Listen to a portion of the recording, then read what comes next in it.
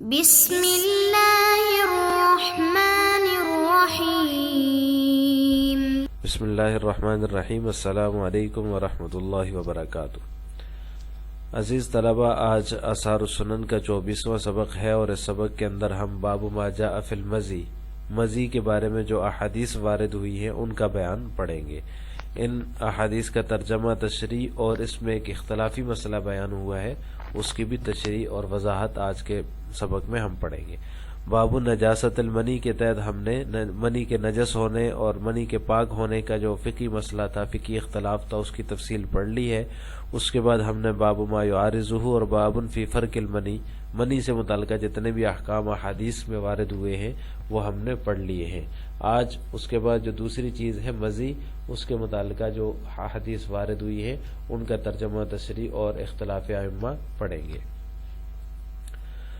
اس باب کے تحت علامہ نیوی رحمہ اللہ تعالیٰ نے کل 3 احادیث ذکر کی ہیں، جن کے اندر مزی کے بارے میں آپ صلی اللہ علیہ وسلم کا ارشاد مبارک مذکور ہے۔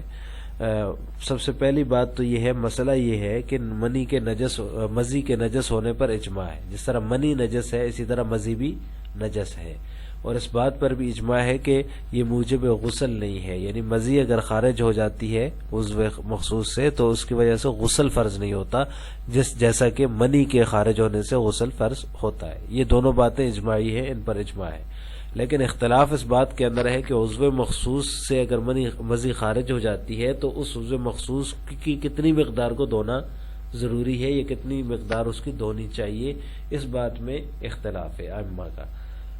پہلا مذہب حنفیہ کا ہے۔ احناف کے نزدیک جتنی جگہ آلودہ ہوتی ہے اتنی جگہ کو دھونا ضروری ہے، باقی پورے عضو مخصوص کو دھونا یا اس سے زیادہ جگہ کو دھونا یہ ضروری نہیں ہے۔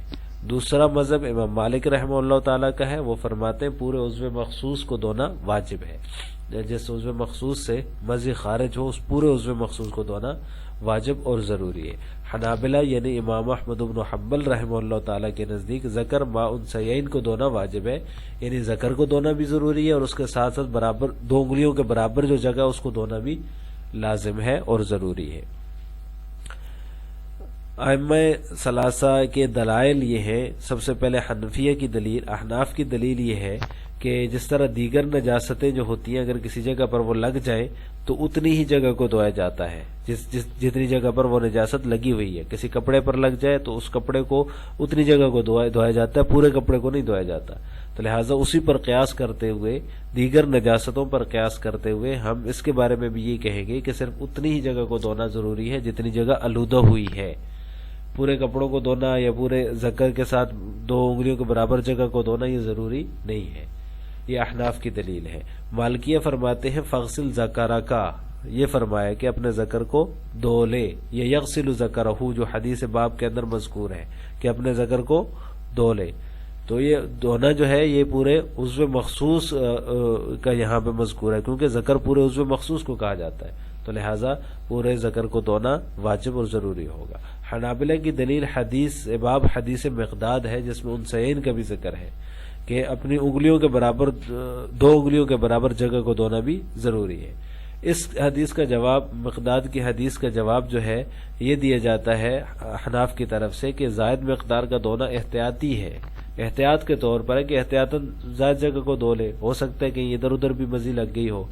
اور دوسرا جواب حدیث باب کا یہ ہے کہ یہاں پر فتنضح بها من ثوبک ہے، یعنی اپنے کپڑے کو نزح کر لے، چھینٹے مار لے تو کافی ہے۔ تو چھینٹے مارنا ضروری نہیں، کافی نہیں ہوگا، بلکہ اس سے مراد غسل خفیف ہے کہ ہلکا سا دھو لے، کیونکہ جو غسل شدید ہے تمام کپڑے کو دھونا، اس کے اہتمام کی اور تشدید کی ضرورت نہیں ہے۔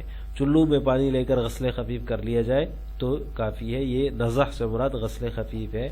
اور دوسرا جواب یہ ہے کہ یہ حدیث جو ہے یہ کمزور ہے، اس میں راوی جو ہے محمد بن اسحاق وہ مدلس ہے، اور مدلس کے بارے میں محدثین فرماتے ہیں کہ ان کا عنعنہ قبول نہیں ہے، لہذا ضعیف حدیث کے مقابلے میں اس عام قاعدہ کلیہ کو جو عام نجاستوں کے ازالہ نجاسات کے حوالے سے عام قاعدہ کلیہ ہے، اس کو قاعدے اور کلیے کو مرجوح قرار نہیں دیا جائے گا، بلکہ وہ راجح ہوگا، اور یہ حدیث جو ہے یہ مرجوح قرار پائے گی۔ اب ان احادیث کو دیکھ لیتے ہیں. باب ما جاء فی المزی، وہ روایات جو مزی کے بارے میں وارد ہوئی ہیں ان کا بیان. سب سے پہلی حدیث ہے عن علی رضی اللہ تعالی عنہ قال كنت رجلا مزاء فكنت استحيي ان اسال النبي صلی اللہ علیہ وسلم لمكان ابنته فامرت المقداد بن الاسود فساله فقال يغسل ذكره ويتوضا. حضرت علی رضی اللہ تعالی عنہ نے فرمایا میں بہت مزی والا شخص تھا، یعنی كنت رجلا مزاء، مجھے مزی بہت زیادہ آتی تھی. فكنت استحيي ان اسال النبي صلی اللہ علیہ وسلم، میں شرماتا تھا براہ راست آپ صلی اللہ علیہ وسلم سے پوچھنے سے. لمکان ابنته، کیونکہ آپ کی بیٹی میرے نکاح میں تھی. فامرت المقداد ابن الاسود، میں نے مقداد ابن اسود رضی اللہ تعالیٰ عنہ سے کہا. فسألہ، تو انہوں نے پوچھا. فقال یغسل ذکرہ ویتوضا، تو آپ صلی اللہ علیہ وسلم نے فرمایا اپنے ذکر کو دھو لے اور وضو کر لے. رواہ الشیخان، اس کو شیخان نے روایت کیا ہے. کنت رجلا مزاء، یہ مزی وہ مادہ ہوتا ہے جو بیوی سے بات چیت یا جماع کے مقدمات کے طور پر خارج ہوتا ہے، یعنی جماع سے پہلے یا بیوی سے بات چیت کی جا رہی ہوتی ہے، چھیڑ چھاڑ ہوتی ہے، اس وقت جو ایک عضو مخصوص سے پانی نکلتا ہے اور نکلتے وقت اس کا احساس نہیں ہوتا، اس کو مزی کہا جاتا ہے. فامرت المقداد بن الاسود، میں نے مقداد بن اسود کو حکم دیا. بعض روایات میں حضرت علی نے خود پوچھا اور بعض میں ہے کہ حضرت عمار سے کہا، انہوں نے پوچھا. تو اس تمام روایات میں تطبیق اس طرح ہوگی کہ پہلے حضرت علی نے حضرت مقداد رضی اللہ تعالیٰ عنہ کو سوال کرنے کا کہا، انہوں نے تاخیر کی، نہیں پوچھا. پھر حضرت عمار کو حکم دیا، انہوں نے بھی تاخیر کی، نہیں پوچھا. پھر خود آپ نے آپ صلی اللہ علیہ وسلم سے پوچھا. تو لہذا تطبیق یوں ہو جائے گی، جن کے اندر یہ ذکر ہے کہ حضرت مقداد نے پوچھا تو وہ بعد میں ہوگا کہ انہوں نے تاخیر سے پوچھا ہے، پہلے حضرت علی خود پوچھ چکے تھے. اور پھر بعض کے اندر ہے کہ حضرت عباس سے بھی انہوں نے کہا تھا. تو تمام روایات میں تطبیق یہ ہوگی کہ انہوں نے حضرات نے پہلے تاخیر کی، پھر حضرت علی نے خود پوچھ لیا تو پھر انہوں نے بھی پوچھ لیا، تو راوی نے انہی کی طرف منسوب کرتے ہوئے روایت کر دی ہے.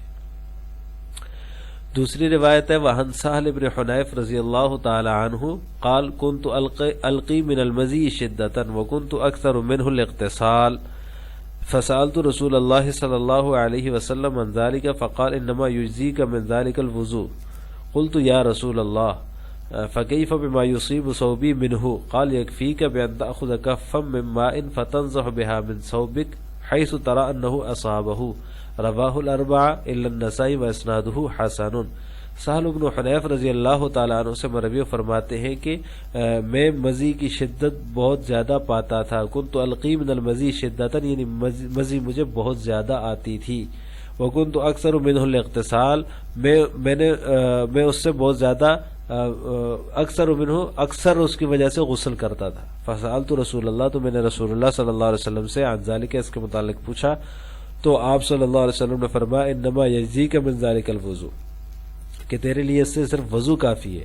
قلت یا رسول اللہ، میں نے کہا یا رسول اللہ، اے اللہ کے رسول، فکیف بما یصیب ثوبی منہ، میں اس کا کیا کروں جو اس کی وجہ سے جو کپڑا آلودہ ہوا ہے، جو کپڑوں کو لگ گئی ہے، اس کا کیا کروں؟ قال یکفیک بان تأخذ کفا من ماء، تو آپ صلی اللہ علیہ وسلم نے فرمایا تیرے لیے کافی ہے کہ تو چلو میں پانی لے کر جہاں اسے لگا ہوا دیکھے، حیث ترا انہ اصابہ، جہاں تو دیکھے کہ وہ لگ چکی ہے، فتنزح بہا، تو اس کو چھینٹے مار دے. رواہ الاربعہ، اس کو چاروں نے روایت کیا سوائے نسائی کے، اور اس کی سند حسن درجے کی ہے. تو یہاں پر یہ جو حدیث کا حصہ ہے فتنزح بہا من ثوبک، اس سے امام احمد بن حنبل رحمہ اللہ تعالی استدلال کرتے ہیں کہ مزی سے ملوث کپڑے کی تطہیر کے لیے صرف جو ہے وہ رش اور نضح کافی ہے. یہاں کپڑے کی جو تطہیر ہے اس کی بات ہو رہی ہے. صرف اس سے استدلال کرتے ہوئے امام احمد بن حنبل رحمہ اللہ فرماتے ہیں کہ صرف اس کے اوپر چھینٹے مارنا کافی ہے. تو اس کا جواب تو یہ دیا ائمہ ثلاثہ نے کہ طہارت الثوب من المزی ہے وہ جو ہوگی اعلیٰ طریق المعتاد ہی ہوگی، یعنی غسل ضروری ہوگا، صرف چھینٹے مارنا کافی نہیں ہوگا.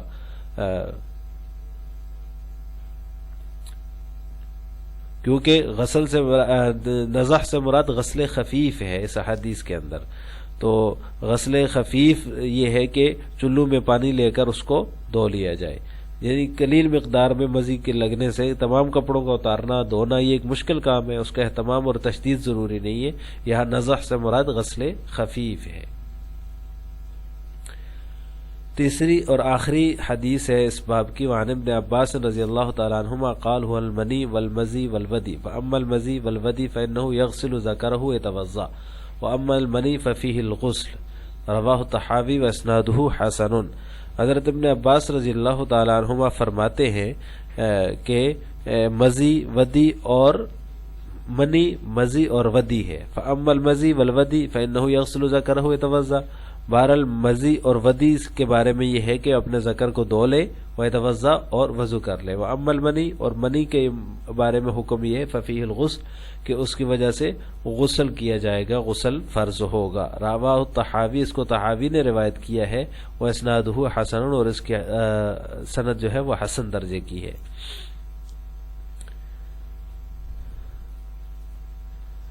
آج کے سبق کا خلاصہ یہ ہوا کہ ہم نے آج کے سبق میں باب ما جاء فی المزی کے تحت جو مذکور احادیث ہیں ان کا ترجمہ، تشریح اور ایک اختلافی مسئلہ پڑا ہے کہ مزی جس جگہ پہ لگ جائے تو کتنی اس جگہ کو دھونا ضروری ہے۔ اس میں 3 مذہب تھے۔ حنفیہ کا مذہب یہ ہے کہ جتنی جگہ آلودہ ہو صرف اسی کو دھونا واجب ہے۔